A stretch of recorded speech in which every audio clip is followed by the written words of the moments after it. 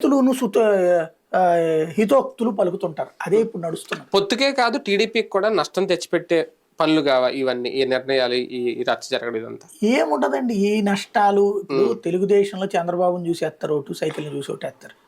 Local leader poll management కి పనికి వస్తాడు. పోల్ మేనేజ్మెంట్ పార్టీ ఓట్లు నాయకత్వం చీలిపోవా? ఎందుకు వెళ్తాయి? టీడీపీ ఓటు శాతం తగ్గిపోదా? అంత పెద్ద మగాళ్ళు ఉంటే వాళ్లే పోటీ చేద్దరు కదా ఇండిపెండెంట్ గా. ఎంతమంది ఉంటారు? మాక్సిమం అయితే గీతే ఒక 5,000 తెచ్చుకోగలుగుతారు వాళ్ళు. అంత మించి లక్షల్లో ఓట్లు ఏం చేర్చలేరు కదా. అది ఎప్పుడంటే త్రిముఖ పోటీ జరిగితే వీళ్ళు బయటికి వెళ్ళిపోతే ఇండిపెండెంట్ గా పోటీ చేస్తేనో దాని వల్ల ఒక 5-10 వేల ఓట్లు తేడా వస్తే ఓడిపోతారు.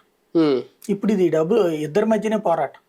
ఇద్దరి మధ్యన పోరాటం అటో ఇటో బలమైన ఓట్లే వస్తాయి. అది వైసీపీ గెలిచినా తెలుగుదేశం గెలిచినా బలమైన ఓట్లే వస్తాయి కానీ తక్కువ ఓట్లేని రావు. జగన్ చూసి తీసుకుంటున్నారా నిర్ణయాలు, లేదంటే ఆర్థిక బలం ఉన్న వాళ్ళని తీసుకొచ్చి పెడుతున్నారు కొత్త వాళ్ళని అనుకోవాలా బాబు గారు? అంటే ఆయన మారుస్తారు, ఈయన మారుస్తారు కదా అభ్యర్థుల్ని, కొత్త వాళ్ళని. జగన్ సామాజిక సమీకరణాల రీత్యా తీసుకుంటున్నాడు. అవసరమైతే డబ్బులు తను ఖర్చు పెడుతున్నాడు, కొత్త వాళ్ళని పెడుతున్నారు. చంద్రబాబు సామాజిక సమీకరణాలను పక్కన పెట్టి డబ్బున్నటువంటి వాళ్ళని మాత్రమే ప్రయారిటీ ఇస్తున్నాడు.